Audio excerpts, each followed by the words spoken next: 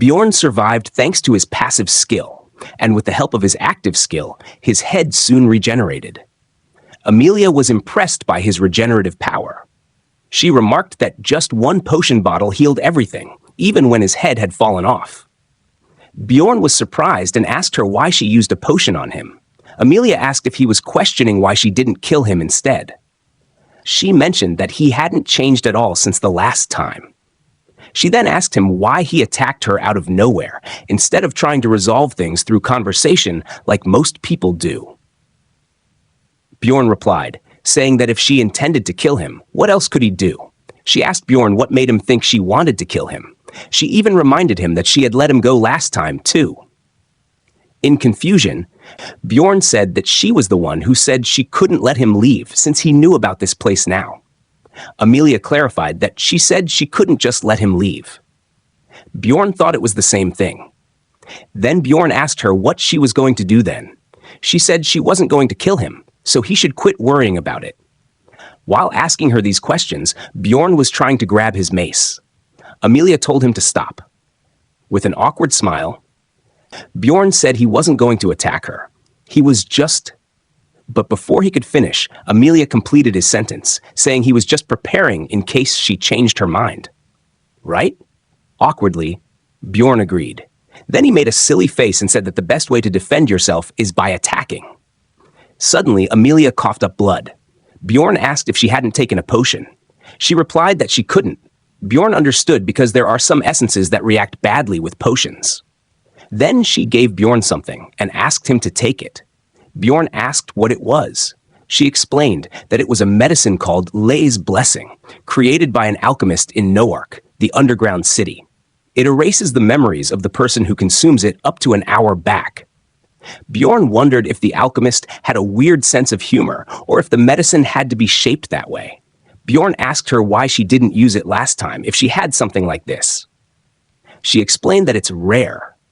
Then Bjorn said that if she killed 5 people, she could get tens of millions of stones. So why was she doing this instead of killing them? It seemed like Bjorn was eager to get himself and others killed. Amelia got angry and asked him what kind of person he thought she was. Bjorn didn't say anything aloud, but he thought she was insane. She grabbed Bjorn's hand and forced him to take the medicine, telling him that if he wanted to live, he had to eat it. Bjorn swallowed it, thinking it was better than dying. He then asked her if memory loss was all it did. She said she hadn't heard of any side effects, so he didn't need to worry. He could just fall asleep? Or did he have another choice? What choice did Bjorn have now? Then she asked Bjorn what the other one was. Confused, Bjorn asked what she was talking about. She reminded him of the thing he mentioned about the 2 ways to make a person mad. Bjorn was just about to answer, but the effect of Lei's blessing started, and he fell asleep. After some time, he woke up, but the medicine's effect didn't work on him, and he remembered everything that had happened. The next morning, at the administrative agency, Bjorn and his party received their reward for capturing Hans Markham after they confirmed his identity plaque. Hans was a criminal wanted for robbery and murder. Bjorn received a total of 180,000 stones for his quest, including a bonus. Then Bjorn asked if he had to pay for the broken equipment, but she told him that she would resolve that with the higher-ups because what he went through was a special case. Actually, what happened after that incident was this. They woke up in the sewers with their equipment, but the headlamp and the recording device inside were broken. Except for Bjorn, the others didn't remember a thing. Their last memory was when they were heading to Hans's number 5 safe spot. Yes, Hans number 5, because they had encountered so many Hans that they had to keep track of them to know which Hans they were talking about. The others didn't know what had happened to them, while Bjorn was confused about how his memories remained intact. Misha and Dworki were surprised to see Alicia. Dworki was puzzled about why they had no memories of this and why she was dead. Misha speculated that maybe it was the monster mentioned earlier.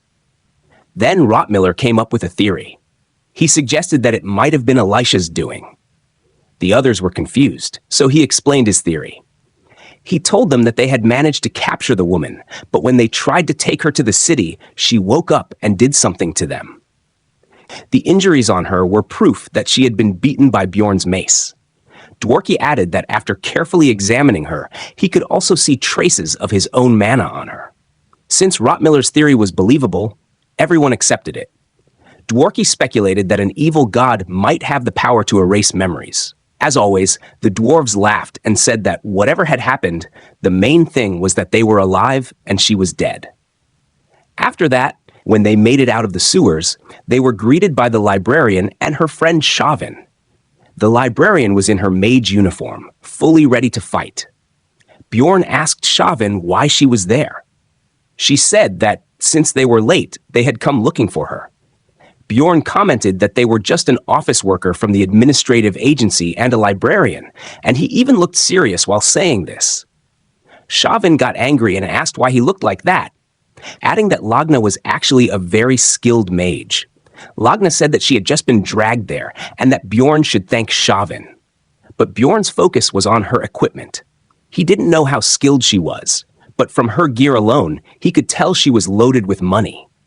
To tease her, Shavin asked Lagna what she meant by dragged when she was the one who was super worried. Lagna got flustered and denied ever being worried, but Shavin kept teasing her. On the other hand, Misha became a little curious and asked Bjorn who they were. So, Bjorn told her about them. You could tell from Misha's face that she didn't like the librarian. Well, the reason was obvious, at least to us. Bjorn thought she didn't like her because she was obviously rich. Anyway, after that, a paladin with a giant greatsword on his back approached them. He came to confirm and take Alicia's body. He said they would not forget what Bjorn and his party had done for them.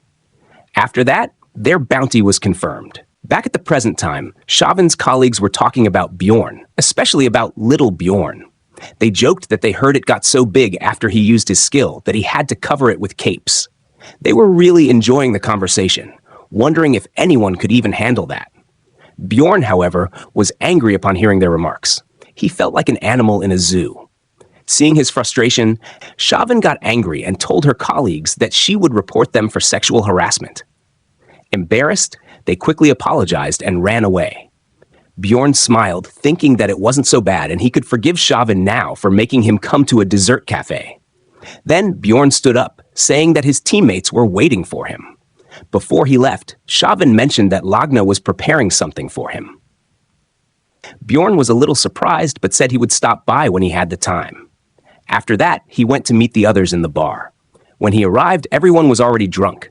They were enjoying themselves, making jokes, and celebrating. Upon seeing Bjorn, the dwarf happily exclaimed, "Here comes our bag of fortune! And not just that! He's the goddess of fortune herself!" Of course, Bjorn wasn't too thrilled to hear this. Noticing Bjorn's irritated expression, Rottmiller, who was still sober, told the dwarf to tone it down. The reason they were so excited was simple. The reward they received for taking down Elisha was 10 million stones, an astronomical amount. Even after dividing it, they each received 2 million stones. Of course, Bjorn was the one who had suffered the most. His hand exploded, and his head had even flown off. But since the others didn't remember what had happened, they felt as if they had won the lottery for free. Bjorn was still feeling annoyed about this. Then Misha said she wanted to talk to him about something and asked Bjorn to bring his ear closer. Just as she quietly told him that her father had asked her to bring him home, a man approached them, recognizing Bjorn. This man was Hans Horge. Yes, another Hans. Actually, this Hans was number 2. He hadn't appeared in the webtoon, but he did appear in the novel.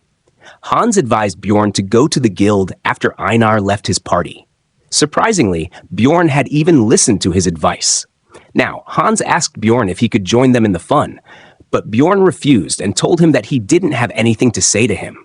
Bjorn couldn't take the risk of getting involved with another Hans after encountering so many, so he told him to leave.